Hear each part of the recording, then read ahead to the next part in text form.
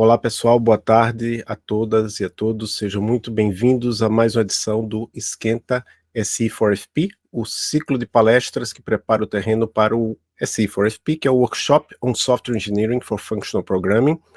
Esse Esquenta é um evento especial que é parte da programação do CBSoft 2025, que vai acontecer em Recife, entre os dias 22 e 26 de setembro, e o SE4FP é um evento dentro do CBSoft, vai acontecer no dia 23 de setembro, uma terça-feira pela manhã, com a programação muito voltada para a engenharia de software e programação funcional, claro.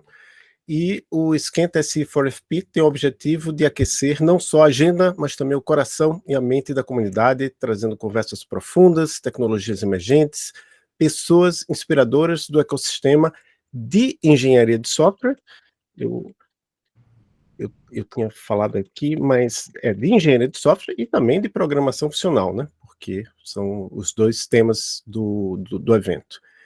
Hoje estamos muito felizes em receber Paulo Borba, professor de engenharia de software no Centro de Informática da Universidade Federal de Pernambuco, por sinal, é o Centro de Informática que está organizando o CBSoft esse ano, e lá o professor Paulo coordena o grupo de produtividade de software. Paulo investiga e desenvolve ferramentas e técnicas para melhorar a qualidade e os níveis de produtividade do desenvolvimento de software. É editor associado da I3E Transactions on Software Engineering, que é uma revista muito importante na engenharia de software, e é membro da CM e da Sociedade Brasileira de Computação. Acabou de se livrar, né, de uma tarefa que imagino ter sido penosa, foi diretor do Centro de Informática, penosa, mas muito gratificante, né, tem uma palestra lá no canal do Sim, do diretor do Centro de Informática de julho de 2021, começou lá no meio da pandemia, a junho de 2025, agora quem assumiu é o professor Sérgio Soares, e esteve no episódio 12 do Fronteiras da Engenharia de Software, um episódio sobre modularidade. Na palestra de hoje, Paulo vai discutir alguns mitos e realidades sobre o uso de técnicas de inteligência artificial, especialmente os LLMs, Large Language Models, para desenvolvimento de software. Antes de passar a palavra para o professor Paulo, quero agradecer todo mundo que está aqui presente, quem está assistindo no YouTube, e aos nossos patrocinadores que tornaram esse evento possível, a Dashbit, que é a empresa do José Valim, é referência em Elixir e Erlang, a Erlang Solutions, a empresa onde trabalha o Francisco Cesarini, que tem forte atuação no ecossistema de Erlang, e Erlang Ecosystem Foundation, que é uma fundação que apoia e conecta iniciativas globais no ecossistema de Erlang. Veja, todas as empresas têm a ver com Erlang, né? E que é uma linguagem de programação funcional e concorrente. Também agradecemos, claro, ao CBSoft, que aceitou acolher o SE4FP dentro da sua grade, é a primeira edição do SE4FP, é um passo importante para fortalecer a visibilidade da programação funcional nessa parte da academia que se dedica à engenharia de software. E também, claro, a gente tem até a programação do SE4FP, já está lá no site, a gente vai ter, inclusive, artigos da indústria. E, claro, essa live está sendo transmitida ao vivo no canal do Fronteiras da Engenharia de Software e será disponibilizada em versão editada no feed do podcast Elixir em Foco e eu acho que também no feed do Fronteiras da Engenharia de Software. Então, você pode estar assistindo agora, ou pode estar assistindo ou escutando a versão gravada. Agradecemos a todos vocês. Aproveito a ocasião, já que o Fronteiras e o Elixir em Foco são ligados à rede Emílias de podcasts. Para quem por acaso estiver aqui em Curitiba ou quiser nos visitar aqui em Curitiba, a gente vai ter um evento presencial em outubro de 2025, que é depois do CBSoft, que é o Ada Lovelace Day. Agora eu estou em dúvida se é no dia 14 ou 15 de outubro, mas todo ano a gente tem um evento, o Ada Lovelace Day. Quem tiver interesse nesses temas é só acompanhar a gente lá no Instagram, @Emílias_UTFPR. Então, Paulo, muito obrigado por aceitar o convite, é uma honra ter você aqui com a gente. Antes de começar, eu só queria fazer uma pergunta rápida, se você quer que a gente faça perguntas, as pessoas façam perguntas durante a palestra, ou você prefere que deixe para o final? Pode ser durante, Adolfo. Jóia. Então, Às vezes as perguntas do chat do YouTube eu deixo para o final, porque às vezes pode quebrar por ter um delay lá, mas para o pessoal que está aqui online, aí todo mundo já sabe, pode ter um recurso de levantar a mão no Google Meet, pode levantar a mão e fazer a pergunta, ou escrever no chat, né? Então, muito obrigado, Paulo, a palavra é sua, quando quiser você pode compartilhar a sua apresentação. Eu que agradeço, Adolfo, por organizar essas iniciativas tão importantes para a divulgação da ciência no Brasil e na área de engenharia de software, e é um prazer estar aqui com vocês hoje. Só vou compartilhar aqui para a gente começar. Então, muito obrigado pela oportunidade, boa tarde a todos, pessoal, bom rever alguns de vocês aqui. Então, hoje a gente vai falar sobre mitos e realidades no desenvolvimento de software com IA. A motivação principal para essa apresentação de hoje é que a engenharia de software está mudando tanto o processo que cria os nossos produtos, o software, quanto o software em si também está mudando. Essa mudança ela é causada pelos LLMs, os grandes modelos de linguagem. Eles estão sendo usados no processo, essa setinha branca que você está vendo aí do lado esquerdo, então eles estão alterando profundamente nos próximos anos o processo. Já hoje ele é alterado um pouco, mas as alterações eu acho que vão crescer ao longo do tempo. E também os produtos com essa caixinha amarela do lado direito, porque eles hoje contêm LLMs e vários outros modelos de IA. Só voltando aqui, hoje a gente, no software, a gente tem que lidar com novos tipos de componentes, de artefatos. Hoje a gente tem o software formado não só pelo código, que é o que tradicionalmente a gente sempre teve, mas também os pesos dos modelos, os prompts que a gente usa para ativar os LLMs e assim gerar resultados para o nosso sistema também. Mas na palestra de hoje eu vou focar apenas no impacto dos LLMs nos processos, independente de que tipo de software a gente está desenvolvendo.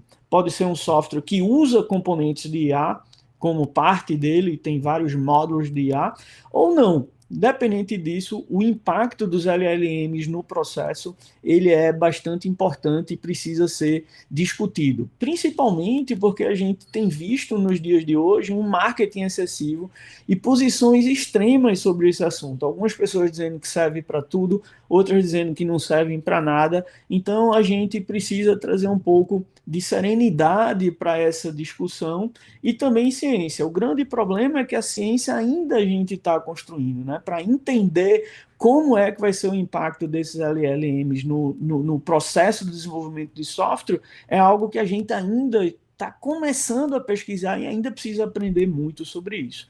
Mas, de qualquer forma, devido a esse marketing todo e os grandes benefícios envolvidos, né, por quem vende esse tipo de software, por quem usa esse tipo de software, por empresas que pretendem usar, a gente precisa entender isso com muita calma, e aí surgem mitos e realidades. Parte desses mitos, eles precisam ser entendidos e divulgados. Então é isso que a gente vai fazer hoje. Mas antes de entrar nos mitos, eu vou falar aqui na ideia básica, para a gente ter um entendimento básico sobre os LLMs. Então eu estou usando esse resumo aí do estado atual dos LLMs, que é essa simulação grosseira de um sábio, não uma pessoa que tem sabedoria, mas uma pessoa que tem muito conhecimento, mas também tem altos problemas cognitivos, né? Então, tirei isso daí dessa apresentação recente do Carpati, que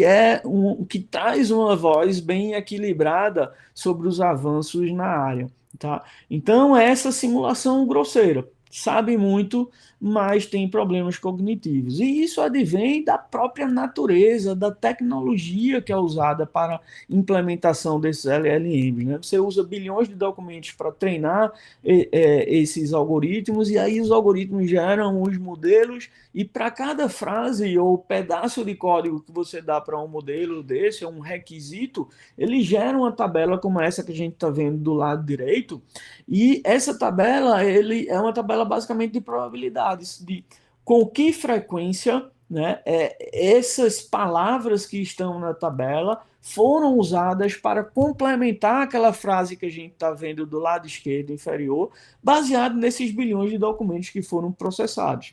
Tá?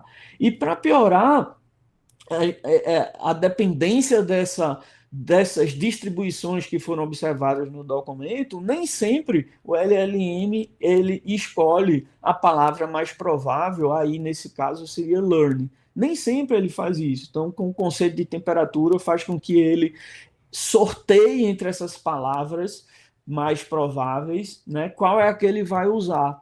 E também outros parâmetros do modelo, como a própria CID ou Top K, que ele sorteia, mas entre apenas os K mais prováveis palavras que completam. O Top P ele sorteia, mas só entre as palavras que atingem uma determinada proporção, uma determinada probabilidade ali, a soma delas, né? Então, tudo isso daí, todas essas configurações, elas influenciam no comportamento do LLM e faz com que ele tenha aqueles problemas que foram comentados ali na frase do Carpati. Em particular, a gente observa que eles apresentam impressionante capacidade, realmente impressiona, e conhecimento, então impressionante capacidade de geração de código, de geração de testes e assim por diante. A primeira vez que a gente viu, realmente ficou impressionado, mas também então impressionante incapacidade de fazer determinadas coisas, né? Você fica se perguntando às vezes, olha, como é que ele consegue fazer aquilo, mas não consegue fazer isso? Isso tem a ver justamente a figura que eu acabei de apresentar, a tecnologia que é usada para implementar isso. Isso é o que leva às alucinações também, toda essa questão aí da tecnologia e do sorteio da temperatura, e também por terem necessidade de alto poder computacional, eles acabam tendo que trabalhar com uma curta memória de entrada ali. O limite de atenção dele é relativamente curto. E quanto maior você aumenta esse limite, maior também o poder, a necessidade de recursos computacionais necessários para executar uma determinada tarefa. Então, isso faz com que eles, basicamente, eles trabalhem com um contexto local. Eles são tão bons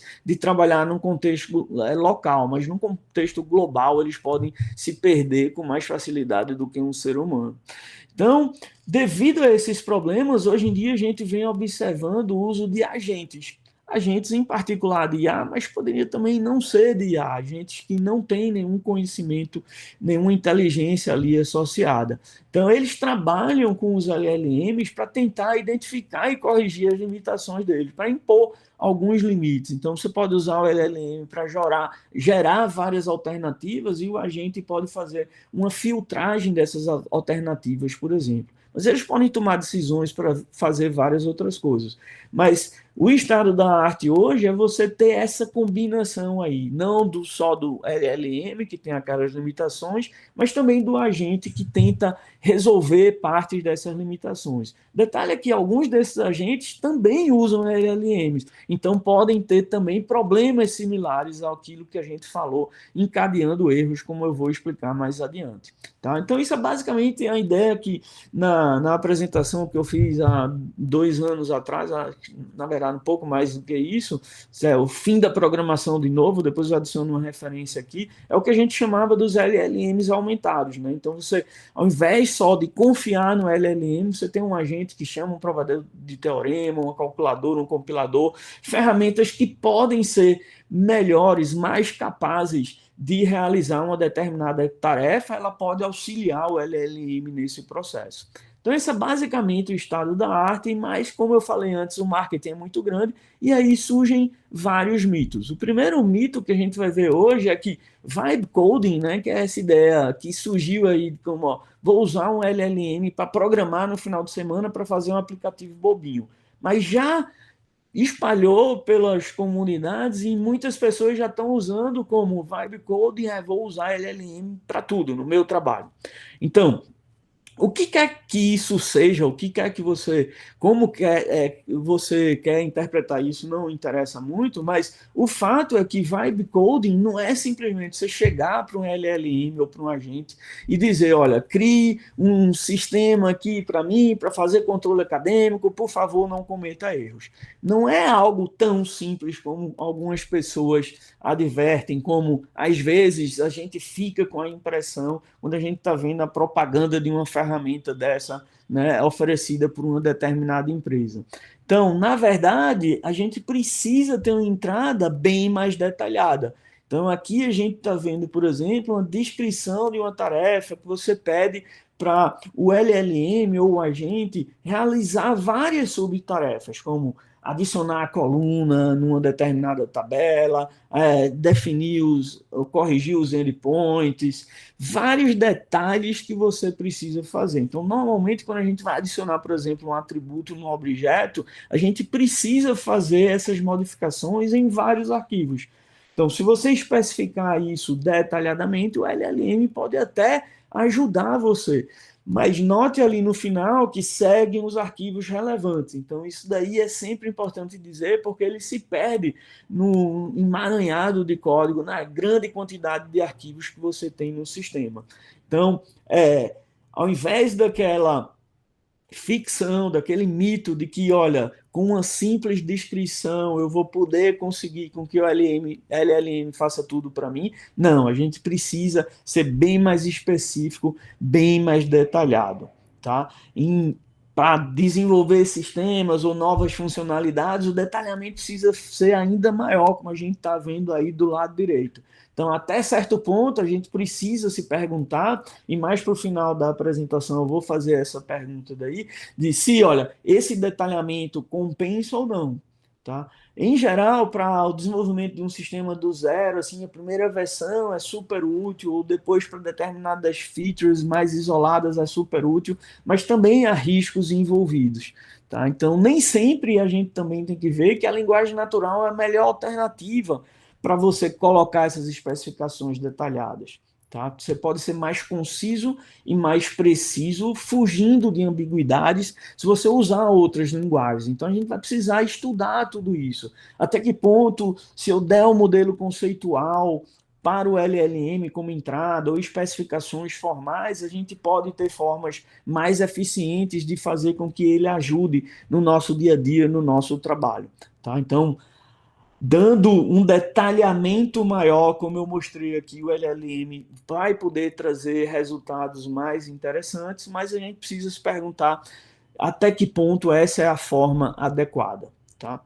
Um outro mito é, vai ser daquele jeito, de uma descrição de uma linha ele vai gerar todo o código, uma, duas linhas ele vai gerar todo o código. Não é assim hoje, né? Eu sempre ouço isso quando você oferece alguma crítica e aí alguém diz, mas vai ser assim com o novo modelo M que vai sair na semana que vem, ou que saiu na semana passada e que ainda não deu tempo de testar. Ou se você usar reg, ou se você usar fine tuning, ou se você usar agentes, ou até quando o AGI chegar, né, não importa o que é que isso seja, ninguém entende direito, mas mesmo quando isso chegar, vai resolver os problemas. Tá? Então, eu acho que isso também é um mito, porque todas essas coisas, fine tuning, agente, podem ajudar, mas o problema essencialmente persiste de que você precisa dizer. Então, mesmo com AGI, você precisa dizer, né, o que é que você quer. E você tem que especificar isso com um certo nível de precisão. Se você disser, se você deixar espaços na sua especificação, o LLM vai implementar do jeito que ele quer, ou vai interpretar do jeito que ele quer, e provavelmente aquilo pode não ser o que você desejava. Então, a descrição tem que ser precisa. Né? Aquela descrição super simples, ou mesmo descrições mais completas, se você deixar um espaço em branco ali, o LLM vai poder fazer as escolhas dele. Tá? E mesmo se você especificar algo mais detalhado, ele pode não interpretar aquilo do jeito que você pensa que é. Então, essa é a realidade. Né? Não importa o modelo com que você está trabalhando, a gente tem visto avanços no modelo, mas não importa o modelo com que você vai estar trabalhando, você ainda vai precisar especificar com precisão. Agora, se você quer pouco, deseja pouco do sistema, tem poucas restrições sobre o sistema, se é um sistema muito comum, se você não faz questão de tantas decisões de projeto, você vai poder sobreviver com descrições menos precisas. Mas na prática, no dia a dia de vários engenheiros de software, não é isso que a gente observa. Né, os clientes, os stakeholders, eles têm especificações, necessidades específicas que a gente precisa atender. Então, aquela fantasia ali de ser uma descrição bem simples pode ser útil para um sistemazinho de alguém que só quer brincar com aquele sistema ou que não tenha restrições maiores sobre o funcionamento, as decisões de projeto daquele sistema. Um outro mito que é bastante comum você ouvir, isso não funcionou porque você não é um bom engenheiro de prompt do modelo M. Essa própria noção de engenheiro de prompt especialista no modelo M é o que eu estou criticando aqui, porque, na verdade, o prompt que funciona bem na versão X do modelo M, ele pode não funcionar na próxima. A gente não tem certeza se vai funcionar ou não. A gente não entende muito bem como é o funcionamento interno desses modelos. O que eu falo a gente é nem as pessoas que trabalham com eles. Tá? Então é muito experimental. Não existe uma teoria clara por trás com que eles garantam que os mesmos prompts vão funcionar do mesmo jeito. Tá? Então, na prática, a gente vê situações como essa daqui, que é um relato de um desenvolvedor de software bastante experiente, ele dizendo, olha, mudou completamente, a versão 2.5 eu pedi para ele corrigir um bug seguindo passos que eu sempre passei, e ele mudou completamente a lógica, ele não corrigiu o bug, certo? Então isso estava funcionando antes, não funciona agora na nova versão. Então, a forma como eu interagia com o modelo, ela mudou. E dá para ver que muda o modelo do comportamento. Tá? Então, isso é realmente problemático, a gente confiar nessa ideia de que, não, é porque você não escreveu o prompt certo. Mal se passou, mal mingou essa ideia do experiente engenheiro de prompt, já surgiu a ideia do experiente engenheiro de contexto. Porque é dito, é argumentado que os prompts eles deixam de ser menos necessários com modelos baseados em raciocínio. Então, aí agora já surgiu a ideia do engenheiro de contexto, de que se você colocar exatamente a informação correta no contexto que o LLM vai usar para geração, você vai ter excelentes resultados, tá? Então, ou seja, contexto é essencial para ter bons resultados, mas não resolve todos os problemas. Nem tem a mágica de que você vai conseguir fazer todo tipo de ginástica, de transplantar contextos de um LLM, colocar isso em outro LLM, combinar LLMs. Então, o pessoal está inventando todo tipo de ginástica e, apesar de você conseguir ter alguns ganhos, às vezes, né, isso não é garantia de bons resultados sempre. Né? E aí a pessoa pode dizer, que é outro mito, mas se eu especificar bem direitinho, vai funcionar sem problema. Não.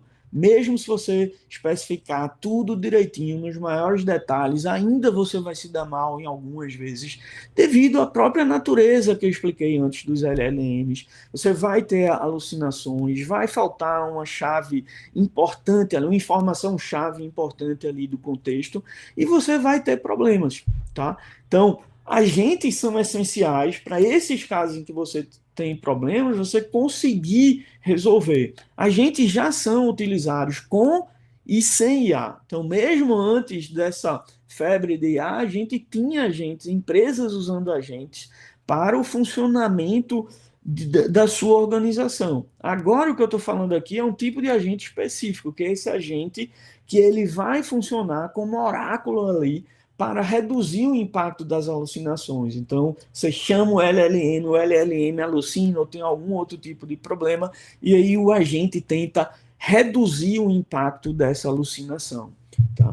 Então, mas mesmo sem IA, como eu falei, várias empresas usam agente, que rodam sozinhos, chamam linters, chamam formatadores, ferramentas de análise estática, abrem PRs, submetem PRs com correções de bugs, geram teste para o código que você acabou de integrar. Tudo isso daí já acontecia antes sem IA. Agora está acontecendo com IA também. E aí, o que é que a gente vai ter? Potencialmente mais erros, porque potencialmente algumas dessas ferramentas de IA, mesmo com agentes, elas não têm a precisão que as outras ferramentas de análise estática tinham, ou pelo menos a gente vai ter erros que dificilmente a gente tinha cometidos por seres humanos antes.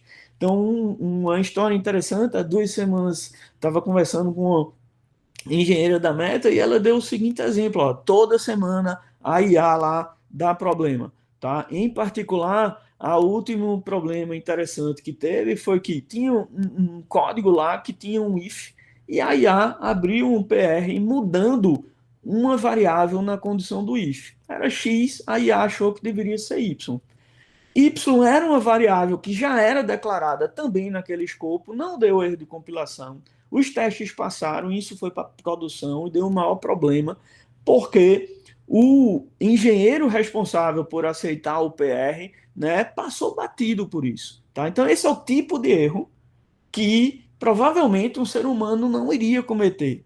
Por que é que danado eu iria mudar um X para um Y sem ter uma motivação maior? Mas a IA, ela pode fazer isso se essa é uma correção que foi comum, que foi feita muitas vezes em outros lugares, tá? Então a gente tem que ter bastante cuidado. Então é aquela história, né, que o cara fala assim, você removeu todo o código do submódulo do carrinho de compra, aí diz, eu mesmo não, foi o meu agente de IA, mas já estou trabalhando para resolver. Aí o cara fala, poxa, você deu acesso de escrita para ele, você tá, né, perdeu o juízo aí, seu agente definitivamente não funciona. Aí já diz, ó, talvez ele funcione, é que provavelmente ele concluiu que o jeito mais eficiente aí de eliminar todos os bugs é eliminando o código também. E tecnicamente ele não está errado, entendeu? Então, assim, é o tipo da desculpa que você vai poder encontrar. Então, o agente ele vai poder ajudar, mas ele pode trazer problemas também. Então, aqui a gente traz um trabalho recente também da Meta. Eles são vários autores, aí eu selecionei alguns que são mais conhecidos da comunidade, e o que é que eles mostram é que apenas 25% aí das sugestões de correção de bug ou melhorias no código que foram propostas pela IA foram aceitas, certo? Isso pode ser bom, pode ser ruim, mas é só para a gente ter a perspectiva de que essas ferramentas elas não resolvem todos os problemas que a gente tem no nosso dia a dia como engenheiro de software, tá? Então a realidade também é que vai ser um problema maior para novas linguagens e APIs, a menos que elas sejam muito similares a existentes. Então várias pessoas também reportam isso, né, de que, olha, para Swift, a versão mais antiga da interface gráfica, ele funciona muito bem, a versão nova já não funciona tão bem, porque ela trata a concorrência de uma forma diferente, ou linguagens que são menos usadas, né, elas funcionam de forma, as LLMs vão funcionar de forma menos satisfatória. Tá? TypeScript é ótimo, para outras linguagens nem tanto, e por aí vai. Tá? Então a gente tem que ter cuidado e uma coisa é certa, a participação humana ainda é essencial durante todo esse processo. Tá? Em particular, a gente precisa do ser humano ali para monitorar o processo. Não basta o agente. Então a gente precisa não só do agente, mas também do ser humano na jogada. Aí isso leva a um outro extremo, né, que é o extremo que diz, isso é só perda de tempo. Então, não acho que isso é só perda de tempo. Então, aqui está um outro depoimento de um outro desenvolvedor. Então, aquela tarefa que o cara fazia, né, em 10, 15 minutos, agora eu faço 2 minutos com um prompt redondinho que eu tenho aqui, é uma tarefa mais simples, mais repetitiva, eu faço com menos estresse. E aí eu não tenho que lembrar todos os detalhes das APIs que faz um tempo que eu mexi. E é uma mudança que não é muito legal de fazer. Eu me sinto entediado quando eu estou fazendo ela. E agora a LLM faz isso para mim ou a gente faz isso para mim. Então a gente observa as duas coisas. Tá? Então, tanto esse aspecto aqui de que ela é útil para algumas tarefas, quanto aspectos de que para algumas tarefas ela não é útil, ela vai trazer uma certa dor de cabeça. Para todas elas, vai ser essencial revisar ainda o que ela fizer. Um ser humano revisar tudo isso. Então, aqui tem já uma atualização de um timeline aí que eu tinha nessa apresentação que eu fiz em 2023 sobre o fim da programação. A gente ainda tem pouca evidência científica sobre isso. A gente precisa trabalhar mais sobre isso, mas certamente, como um substituto do Stack Overflow, essas ferramentas são fantásticas, com o parênteses aí de que a gente usando elas, o Stack Overflow vai eventualmente morrer, não ser atualizado. Então, como é que a gente vai treinar as próximas gerações de ferramentas? Tá? Explicar código, ok, gerador de código repetitivo, ok, mas a gente tem que ter cuidado ali com os problemas gerados e tem que especificar bem o que é que a gente quer, mesmo para a realização de mudanças repetitivas, que é o exemplo logo que eu dei como sendo útil essas ferramentas, também tá numa linha amarela aí, né? E uma coisa que eu acho que é muito arriscado hoje em dia, arriscado de você perder tempo, é você usar como interpretador de linguagem natural para você fazer uma programação passo a passo. Então, a menos que o que você queira criar seja algo substancialmente maior do que o seu prompt e o tempo que você vai investir ali para fazer no passo a passo, eu acho que é melhor fazer direto, tá? Então, assim, é esse tipo de coisa que a gente tem que levar em consideração quando estiver usando essas ferramentas. Mas, reforçando, os agentes, os humanos, eles são essenciais para que a gente consiga esses resultados que a gente viu. Agora, cuidado com o erro acumulado dos agentes. Então, você tem agentes aí que eles podem errar em 20% das entradas se o segundo agente propaga o erro do primeiro. Se, por exemplo, o primeiro ele gera o código e o segundo eu peço para ele refatorar o código gerado, no final do pipeline eu tenho um erro de 36%. Tá? Se o segundo agente é um filtro, por exemplo, um LLM as a judge, aí ok, eu mantenho o erro, ou mais ou menos gerencio o erro. Ou se o segundo LLM ele tenta corrigir, se o segundo agente ele tenta corrigir os erros gerados pelo primeiro, então o cálculo é diferente. Ainda assim, a gente vai ter um desperdício grande no processo.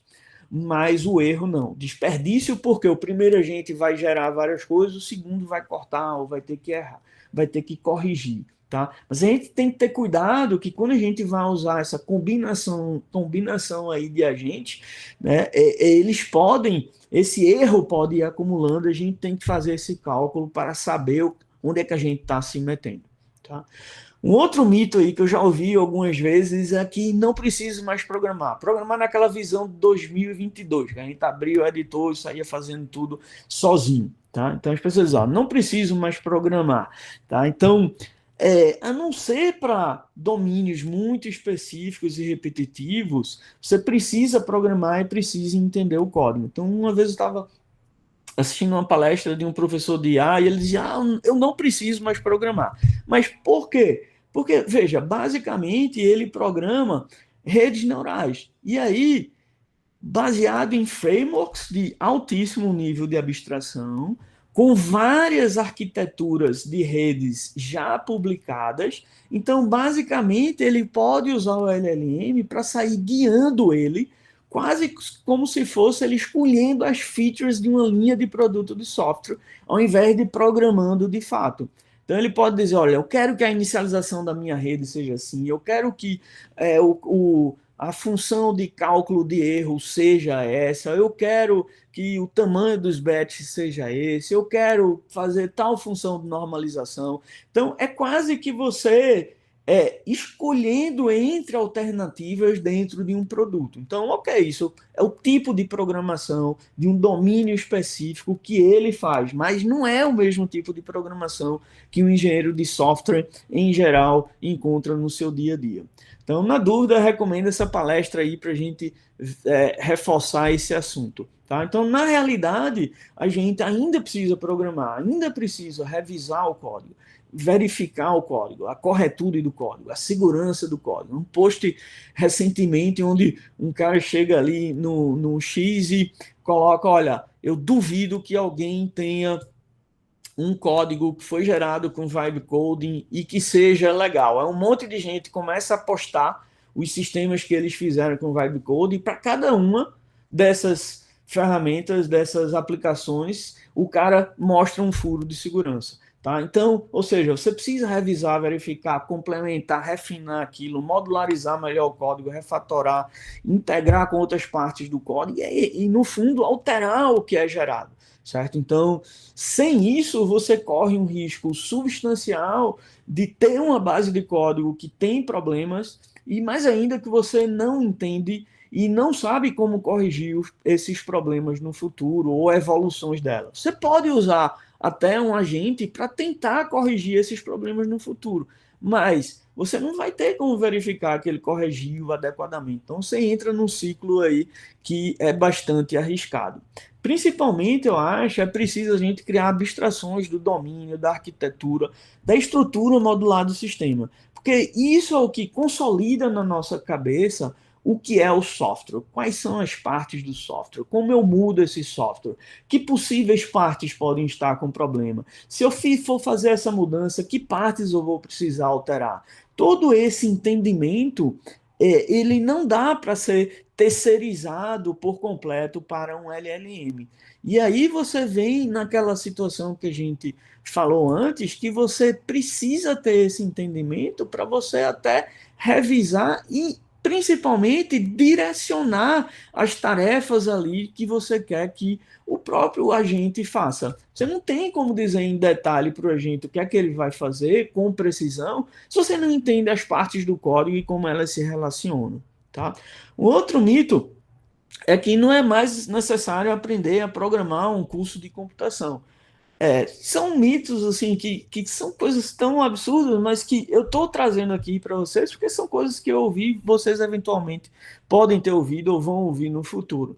Então, ainda há essa necessidade. A gente viu lá nos prompts que eu mostrei anteriormente que você precisa dar o detalhamento dos vários aspectos que você quer que mude, da tabela, das classes, das rotas, certo? Você precisa ter esse entendimento técnico, do vocabulário técnico, além do entendimento da estruturação do código, os padrões que são usados. Se você não tem isso, você não vai conseguir descrever precisamente o que você deseja. Tá?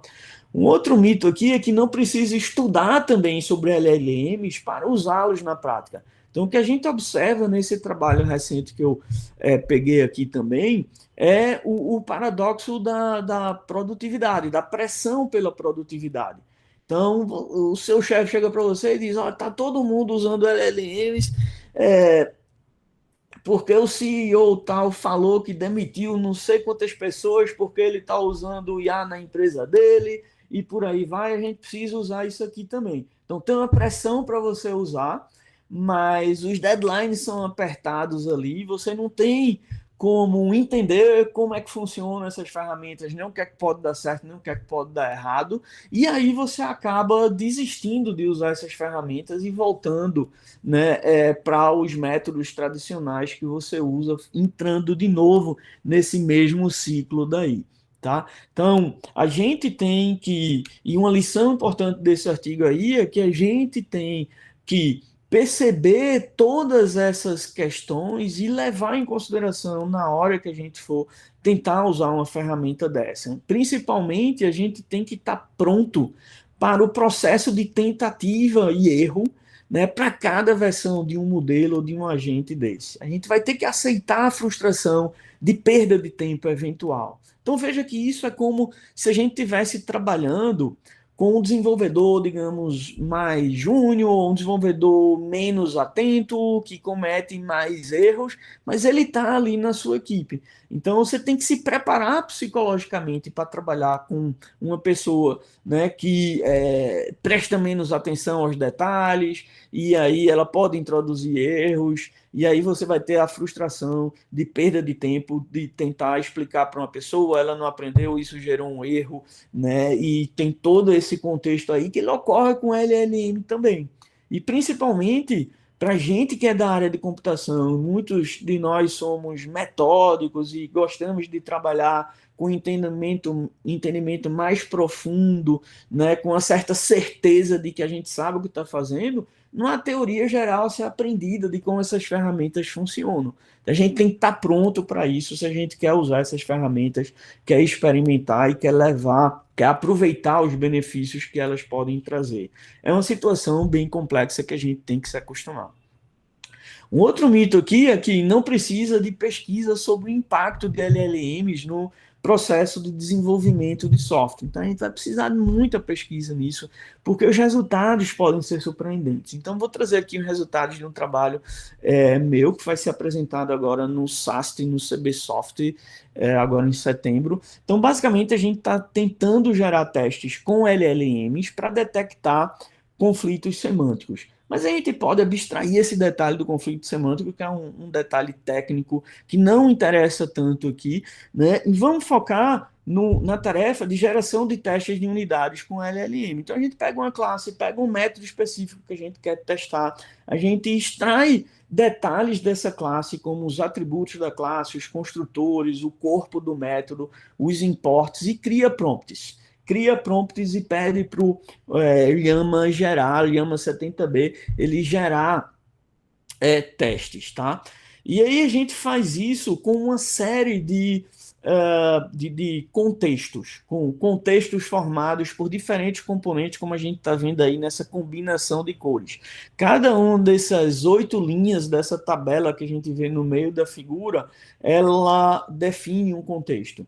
Cada contexto desse a gente cruza com 2 tipos de prompts. Um de zero shot, né, que a gente só diz, olha, gera testes para esse código daqui, e o outro que a gente basicamente diz, olha, a gente quer gerar testes, eles são nesses formatos, entenda o formato, aí depois a gente diz, olha, agora sim, gere um teste para essa classe específica daqui, com várias configurações de parâmetros do modelo, variando seed e temperatura aí, a gente faz todas essas combinações e roda o experimento. O resultado que a gente tem é que o Llama 70B ele foi inferior a outras ferramentas. Ferramentas como o EvoSuite e o Differential EvoSuite, que são ferramentas que usam algoritmos genéticos, tá? E eles foram apresentar resultados piores, mas com um custo computacional no mínimo 20 vezes maior.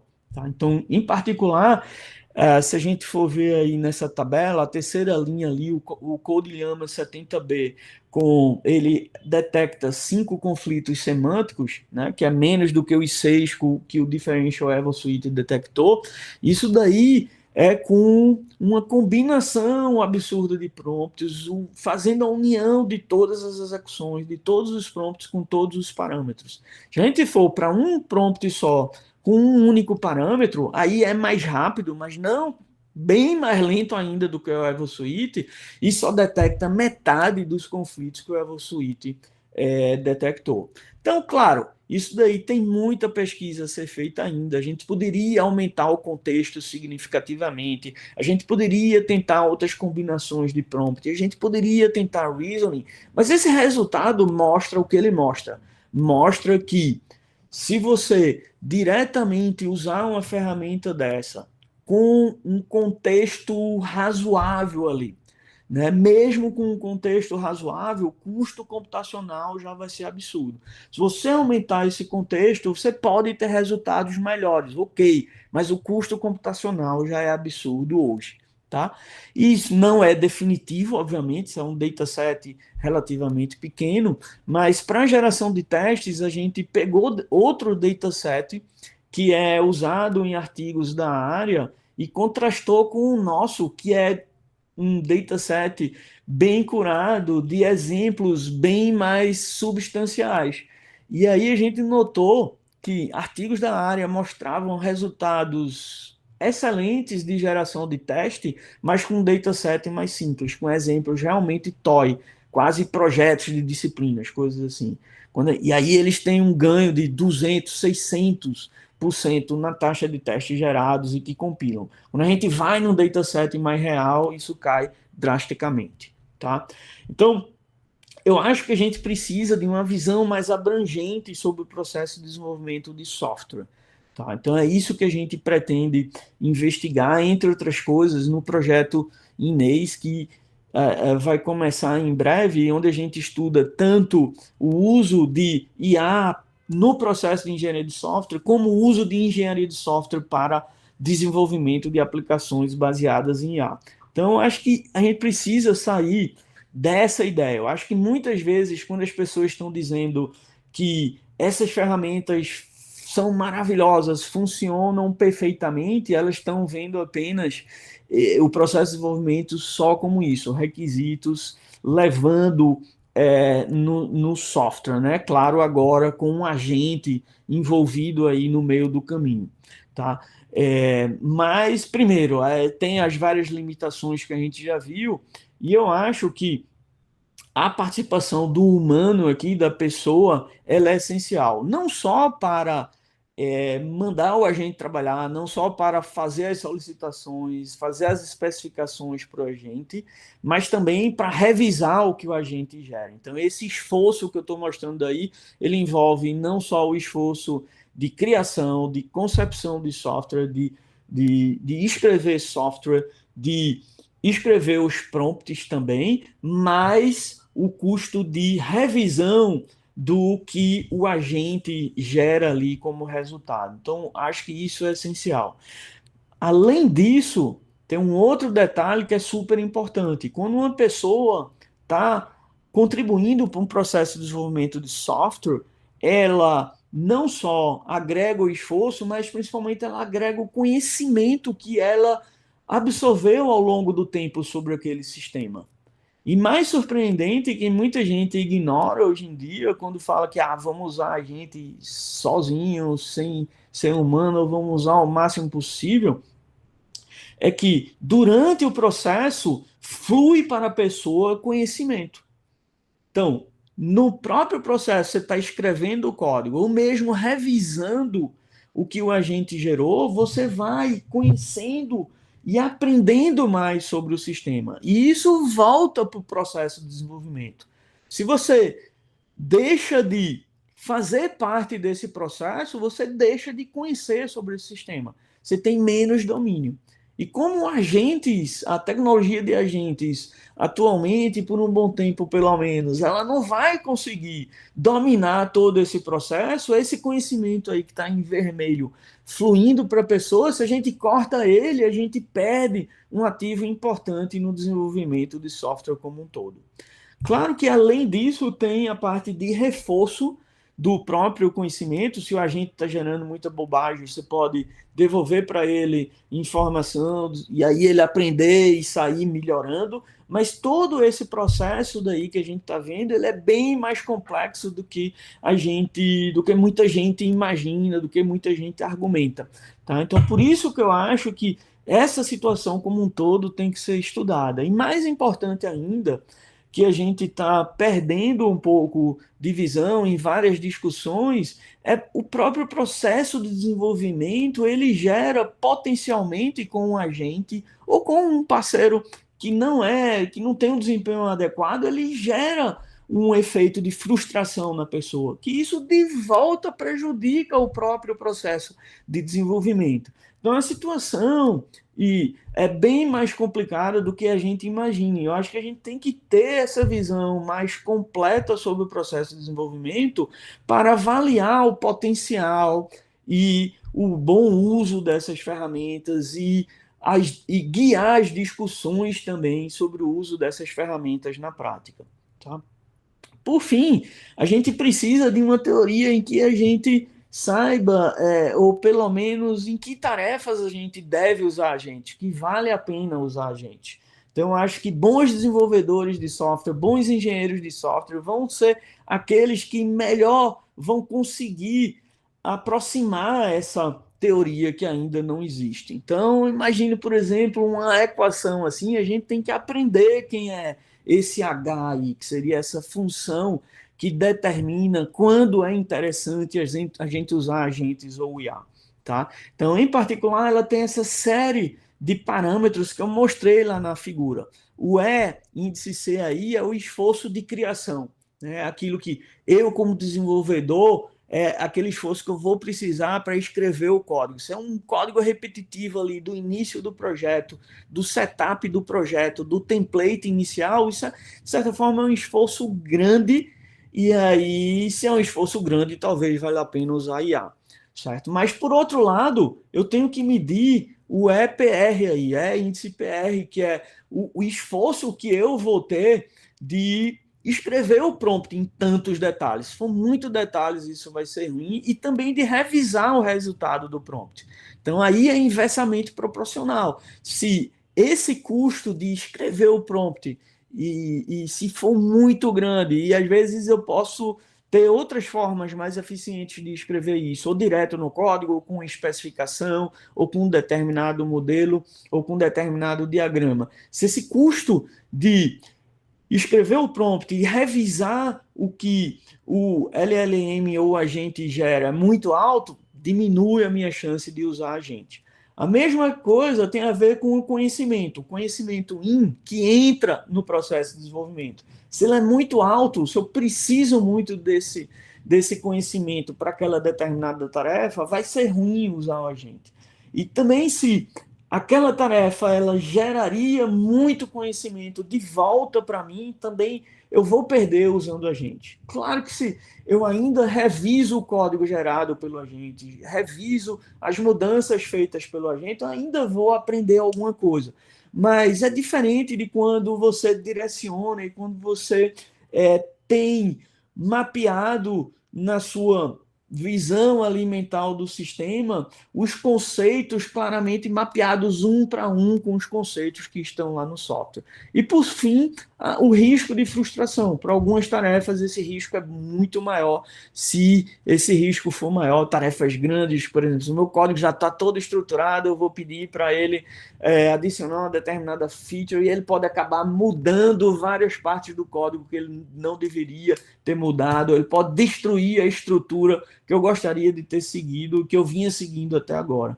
Então, são fatores que vão influenciar na decisão se a gente usa agente ou não. Qual é essa equação, qual é essa função H aí? É coisa para o futuro, mas assim, eu estou colocando aqui apenas os fatores que eu espero que os desenvolvedores aprendam a levar em consideração quando eles estiverem decidindo se vão ou não usar a gente para realizar uma determinada tarefa. Então, era basicamente isso, pessoal. Acho que aí a gente termina. Obrigado. Muito obrigado. Olha, já temos uma pergunta. Antes da pergunta, eu vou ler um comentário aqui no YouTube, porque não foi exatamente uma pergunta, foi lá do... Cadê? Do Ivanildo Ivan Silvestre da Silva Neto. Ele falou, acho, sobre aquela questão lá do agente que fez alguma coisa ruim, né? Ele falou assim, já aconteceu comigo em código que iria para produção, de permitir o GitHub Copilot de alterar o código sozinho, depois fui ver, ele alterou e manteve o que deveria ter tirado. Não dá para confiar. Aí ele complementou que alterar o código com a sugestão de correção que ele havia feito. Agora, eu tenho uma pergunta aqui no YouTube, mas vamos... Quem foi que levantou a mão aqui? Deixa eu ver. Não. Alguém levantou a mão e não manteve a mão levantada, então... vou só tirar a sua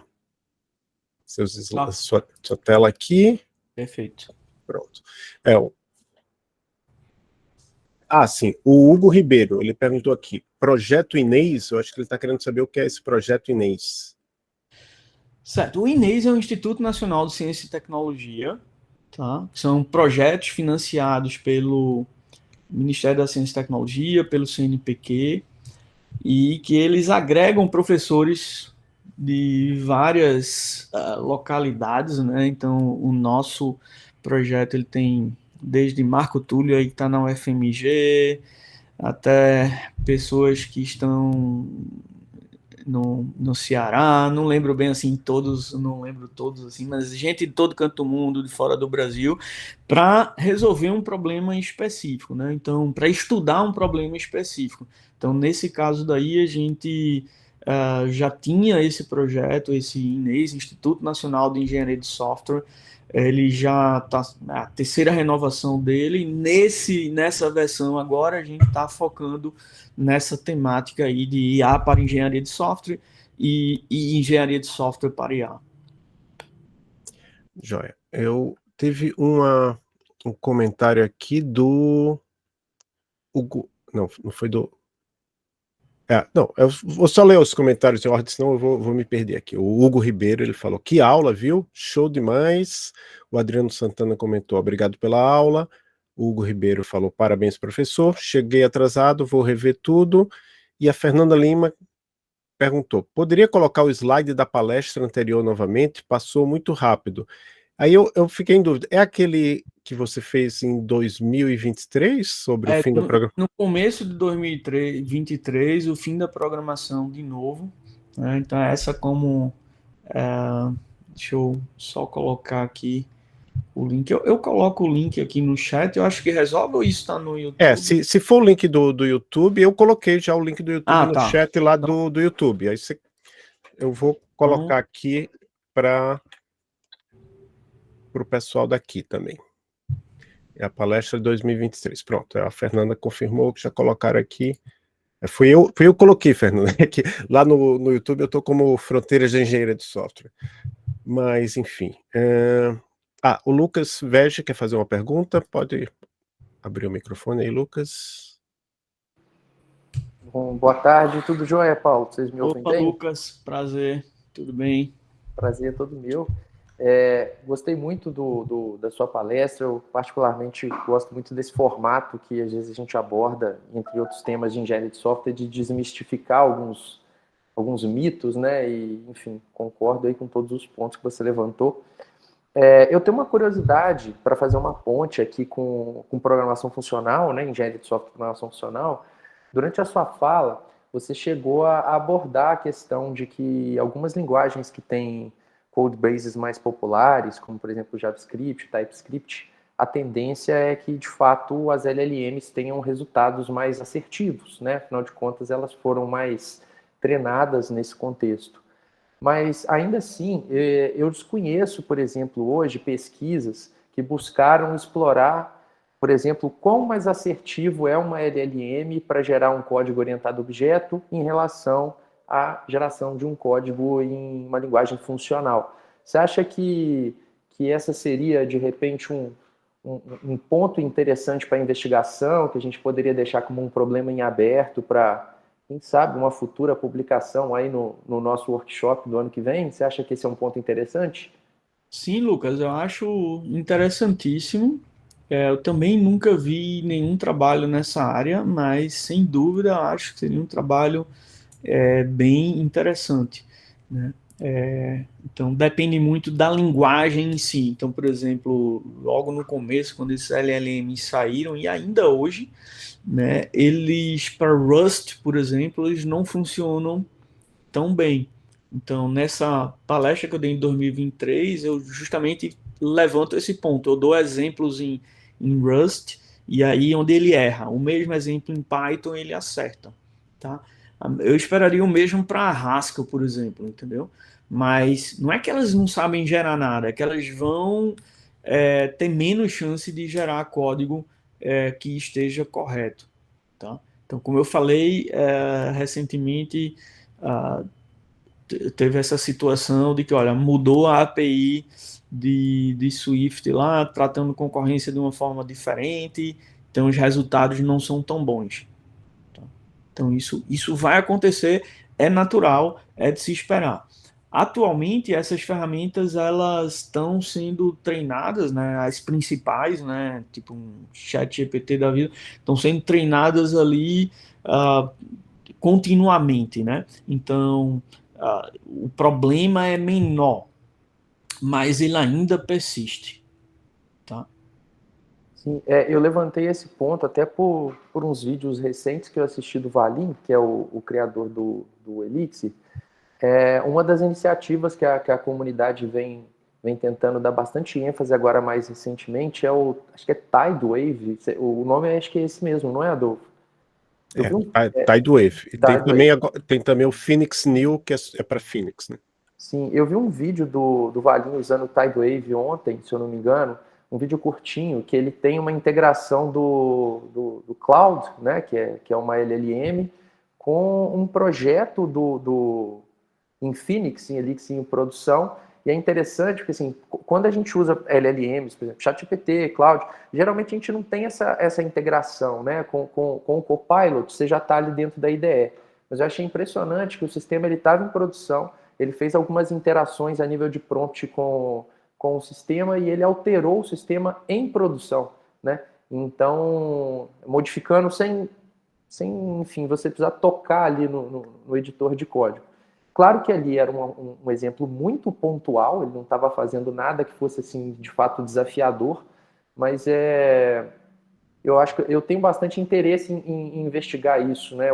Quantificar o quão superior é, de fato, a qualidade do que é gerado para OO, tipo Java, né? Python, JavaScript, que são mais populares, em relação a Clojure, Elixir. Sim. Lembrei desse gancho aí na sua palestra, achei legal abordar o ponto. Beleza. Eu acho que...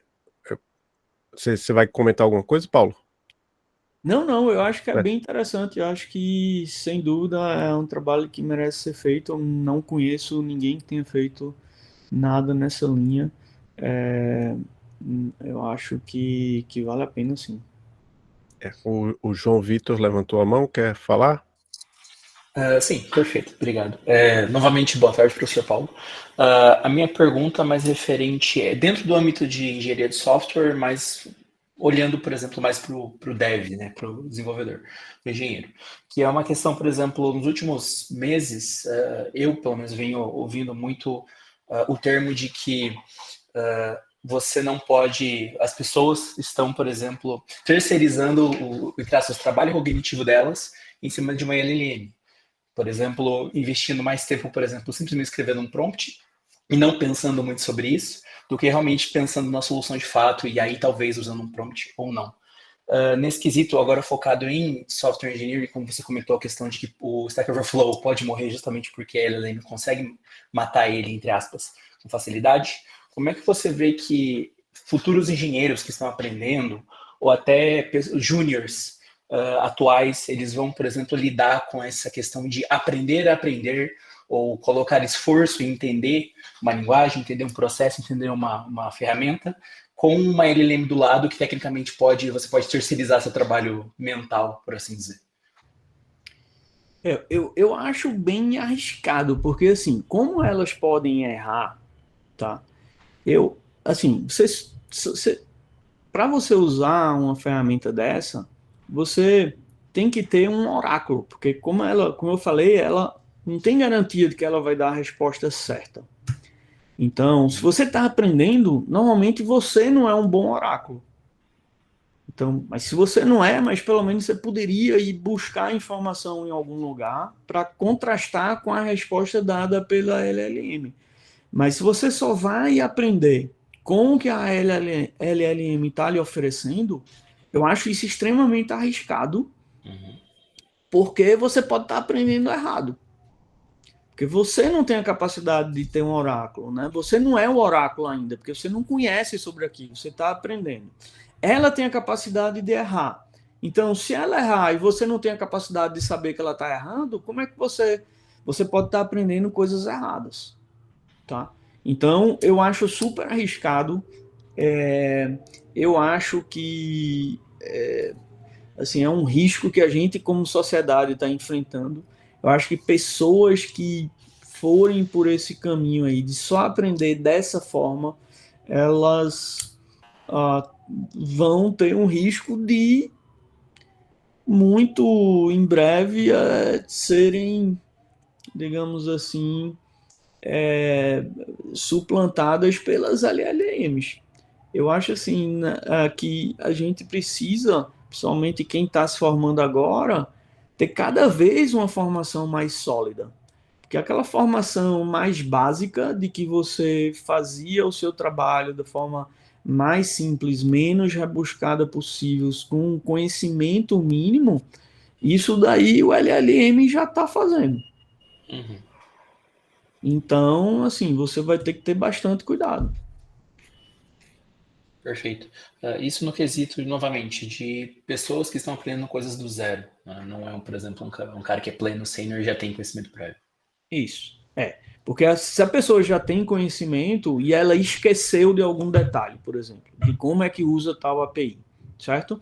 Aí ela vai lá, busca, ou ela se lembra se era aqui, então mudou, então eu vou ali no site ver se mudou, ou então ela simplesmente usa aquilo no código, mas faz um teste. Se ela é experiente, ela faz um teste sólido para verificar que aquilo resolve. Então ela tem um bom oráculo, entendeu, João? Mas um cara, um júnior, talvez ele não tenha esse oráculo, essa capacidade de saber o que é um bom teste, de como é que ele vai caracterizar, ou então, enfim, é arriscado. Você tem que ter um bom oráculo. Perfeito. Obrigado, professor. Agora eu vou fazer a pergunta aqui do Baltazar, lá do YouTube. Uma pergunta de curioso. Baltazar da Rocha Remastered. Acho que é o nome do YouTube. Por que vocês usam LLMs como Llama nos artigos? Seria porque tem maior controle, já que LLMs na web podem sofrer modificações de versões, como o ChatGPT 5.0 agora? Sim, são vários motivos, mas esse que ele disse é um deles. Outro motivo é que normalmente é caro usar e a gente não vai ter recurso para isso, mas essa questão de replicação do estudo é essencial. E aí também o custo é essencial. Então o Llama a gente pode baixar, instalar na nossa máquina e aí a gente congela o ambiente e aí tem condições de realizar o experimento de forma relativamente barata. Claro que tem o custo da máquina ainda, né? Mas a gente não paga por serviço de usar um determinado serviço e também a gente garante a replicabilidade do experimento. E uma outra observação aqui, na verdade, essa aqui não é do chat, eu que anotei aqui para perguntar para você, até porque eu vi que, não sei se ela ainda está aqui, a professora Edna, mas ela deu uma palestra lá no Congresso da SBC sobre ética na IA, né? E assim, mesmo o Llama, mas todos esses LLMs têm a questão do, assim, de onde vieram os dados para os programas, né, os documentos. Eles pediram autorização dos programadores cujo código foi usado como base. Vocês têm essa preocupação?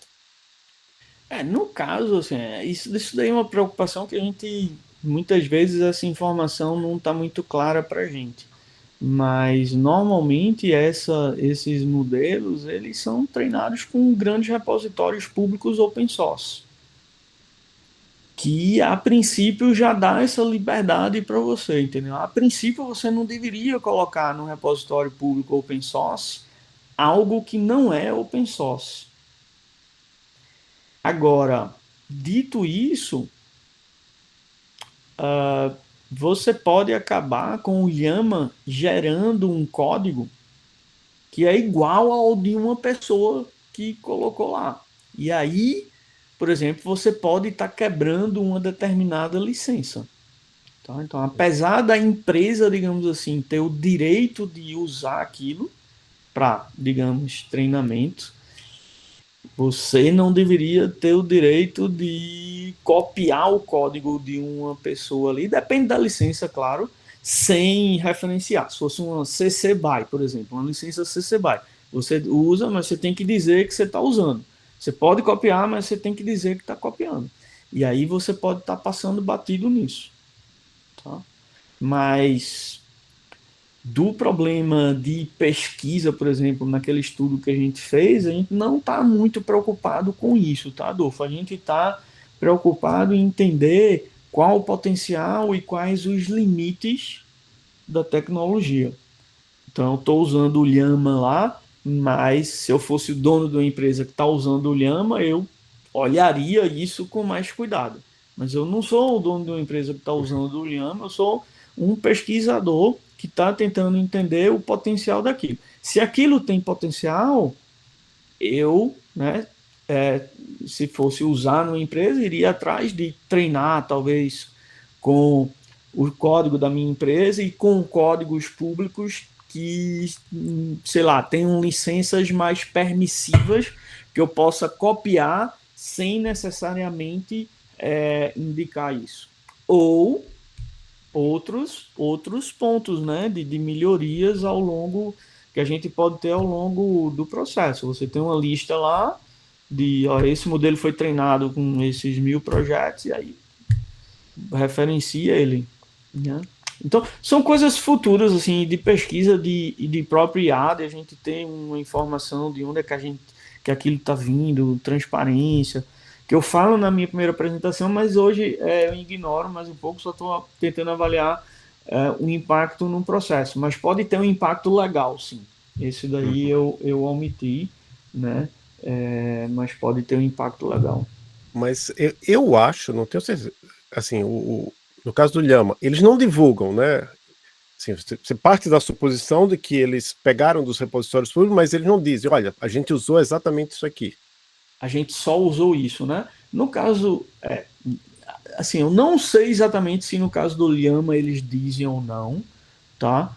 Mas, sim, pode ser que eles tenham dito e não tenham cumprido, né? Então, isso certamente pode acontecer. Então, é um cuidado que se deve ter, é esse impacto legal.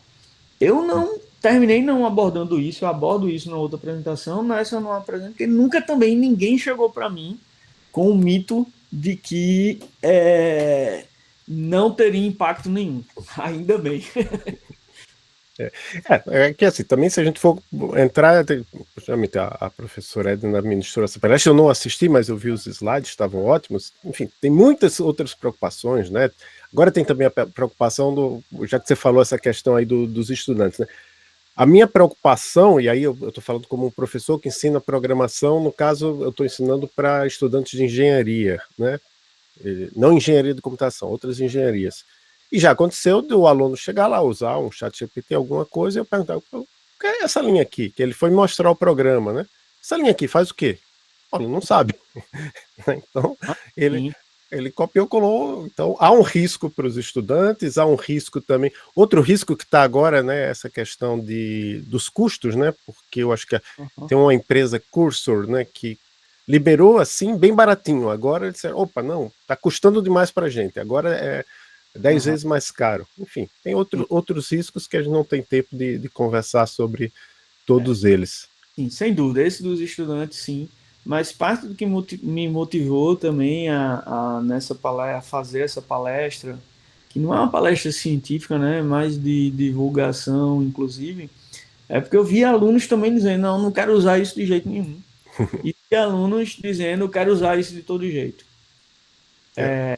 E empresários, faço parte de um grupo grande de empresários aqui, do Posto Digital, e empresários, normalmente, todos que escrevem vão dizer que querem usar isso o mais rápido possível. Hoje, como se isso fosse resolver todos os problemas, entendeu? Hoje exatamente, né? Tem um pessoal lá que assim tem as redes sociais, né? Eu ultimamente eu tenho usado mais o Blue Sky, né? E o pessoal Blue Sky é mais contra IA, né? Mas aí o pessoal estava muito feliz porque saíram algumas notícias assim na grande mídia estadunidense falando mal de IA, né? Aí eu já vi pelo menos um cara que disse, olha, calma aí também, não vai, quer dizer que vai acabar, né?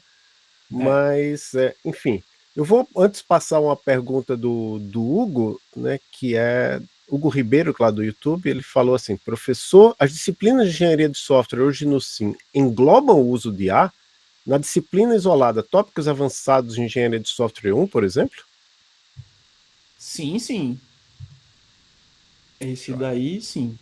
Porque essa disciplina Tópicos Avançados em Engenharia de Software 1, ela é uma disciplina que o conteúdo dela varia, né? Nem sempre é o mesmo. Mas é a disciplina que, por acaso, eu vou oferecer agora no segundo semestre. E aí eu desconfio que ele tenha visto isso, mas tinha lá o uso de LLMs em alguns pontos. Tá? Joia. E eu acho que uma última pergunta do Lucas Veg. Eu novamente. Então, na verdade, eu tô aproveitando o espaço para a gente promover assim debates de tópicos que eu acho que são relevantes para o nosso evento também, né, Adolfo? Aproveitando Sim. que além do Paulo, você, eu estou vendo que o Marco está por aí e outros colegas que também são professores, pesquisadores, compartilhar com vocês uma sensação que eu tenho sobre pesquisas sobre engenharia de software e IA e gostaria de saber a opinião de vocês a respeito, tá? Eu sei que, de uma maneira geral, na academia, a gente acaba tendo uma certa restrição de colocar muito esforço em investigação em tecnologia que muda muito rápido, porque a gente tem um pouco aquela sensação de que é um conhecimento, não vou dizer que é descartável, mas que você não consegue ficar tanto tempo com seus resultados tendo a mesma validade, assim, né? E a sensação que eu tenho é que, assim, claro que o uso de IA para desenvolvimento de software é um caminho sem volta, né? Claro que não é algo que vai nos substituir totalmente, mas também abominar dentro do processo de desenvolvimento seria algo complicado, porque traz aí a produtividade para a gente. Mas quando eu falo do ponto de vista de pesquisa, eu sinto que às vezes as pesquisas, mesmo as publicadas em X e tudo mais que analisam IA, como as LLMs estão mudando muito rapidamente, a sensação que eu tenho é que às vezes a gente pode ter um grande esforço para chegar em conclusões que num curto espaço de tempo elas podem eventualmente ser questionadas, né? Porque o comportamento do ChatGPT 5 ele tende a ser a muito superior ao do 4, e aí será que o resultado do 4 vale no 5? O que vocês acham a esse respeito do ponto de vista de riscos que a gente como pesquisador tem ao colocar grandes esforços em pesquisas com essas características? Certo, os riscos são altíssimos. São altíssimos se você faz pesquisa nessa área e são altíssimos se você não faz. Se você não faz, o cara vai. E eu recebi uma rejeição justamente uns 10 dias atrás. O cara dizendo: ó, você tinha que comparar com LLMs, certo? Um negócio que potencialmente LLMs não teria nenhum resultado interessante. Então, se você não faz, tem risco. Se você faz, tem esse risco que você falou aí. Mas é por isso que na hora que eu fui apresentar o trabalho daquela minha aluna, eu disse, olha, independente de contexto, porque sempre vai vir o cara, e se o contexto fosse aquilo, iria funcionar. E se isso fosse assim? E se isso fosse assado, entendeu? Então sempre tem, nesses trabalhos experimentais, sempre vai ter isso. Mas eu acho que a gente tem que deixar claro o conhecimento que a gente está aprendendo ali sobre aquele trabalho, né? O conhecimento é basicamente, olha, se o contexto não for muito grande, né, o resultado não vai ser muito bom e, além disso, vai ter um custo computacional muito alto, certo? Aí vamos ver, será que isso vai mudar nas próximas LLMs? Acho que não. Porque o custo computacional delas, tudo bem, DeepSeek reduziu e tal, mas ainda assim é muito grande, tá? Então, vai ter esse risco, vai. Isso daí já está acontecendo, mas assim, eu não sei, não vejo alternativas, entendeu, Lucas? Porque se você não faz, você vai ser criticado. Se você faz, vai ser criticado porque já tem uma nova versão. Aí o que eu recomendo e o que eu tento fazer é tentar isolar ali aquele aprendizado que você teve e tentar mostrar o quão aquele aprendizado pode ser volátil. Certo? Então, assim, o que é que daquilo você acha que é estável e o que é que você acha que é volátil, entendeu? Entendi. Eu acho que faz todo sentido. A minha pergunta era uma pergunta mais assim filosófica mesmo, né? É uma pergunta que eu também eu não tenho uma resposta para ela, mas eu acho que a linha é bem essa, porque se a gente não, se a gente simplesmente ignora a existência e não pesquisa, a gente perde uma oportunidade de ouro de um tema que está muito em alta. Mas ao mesmo tempo fica um pouco aquele receio de, poxa, vou colocar meu esforço aqui, daqui a pouquinho isso aqui às vezes vai cair por terra. Será que não é legal investigar algo que já é mais solidificado e tal? Mas Sim, sim. Eu já fiz todo tipo de pesquisa, assim, todo não, mas muitos tipos de pesquisa em engenharia de software e em linguagem de programação. E o que eu tive a vida mais tranquila foram os estudos teóricos, certo? Isso daí é um mundo altamente controlado, é um mundo que você domina e que, assim, é muito mais estável. Mas nesse mundo empírico, mesmo sem IA, já é um mundo que, assim, é muito... você não tem esse controle todo sobre o que você está fazendo, entendeu? Então, assim, tem esse risco. Com IA, o risco é absurdo, porque é uma quantidade também, a gente está vendo, absurda de publicações sendo geradas, né, sendo criadas assim, batendo todos os recordes aí nessas conferências. Então, assim, é difícil, mas como eu falei, se você não faz, as pessoas vão exigir que você faça algo, né? Então, no mundo experimental, se você não, né, você tá nele, tá na chuva, vai ter que se molhar. Inclusive no próprio CBSoft, né, que já saiu a lista do o SBES, né, que é o evento mais antigo do CBSoft, eu acho, tem a lista já de artigos, vários artigos com Small Language Models, Large Language Models, deixa eu ver se tem algum que tenha ChatGPT no título, não, mas LLM aparece, sim. Enfim, só complementando a sua observação, Lucas, eu tenho um amigo que ele é desenvolvedor, ele tem mestrado, ele fez mestrado pela UFPR, mas hoje ele não faz pesquisa. E eu, de vez em quando sai alguma pesquisa assim de engenharia de software e LLM, e aí eu mando lá, a gente tem um grupo lá, a gente fica conversando, e ele disse, não, esse trabalho de pesquisa com LLM não vale nada, porque quando o cara publica, o modelo já está ultrapassado, né? Ele disse que ele nem lê, enfim. E a prática do pessoal de IA é colocar o negócio no archive, né, e depois publica, ou quem sabe um dia publica, né? É bem diferente. Mas, enfim, eu acho que vamos terminando. Muito obrigado, Paulo. Para quem quiser conhecer você, né, você vai estar lá no CBSoft, imagino? E com certeza, a semana toda. Eu falei, imagino que vai que algum outro evento internacional fosse ao Uhum. mesmo tempo, você tivesse que apresentar, mas, quer dizer... Não, vou Não. estar lá.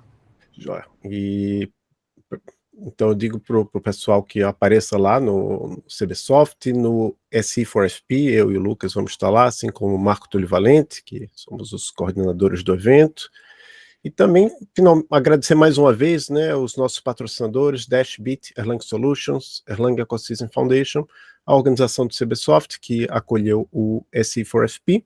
Essa live vai ser disponibilizada nos feeds dos podcasts Elixir em Foco e Fronteiras de Engenharia de Software. Não sei se todo mundo sabe, mas no Spotify dá para ver um vídeo também, né?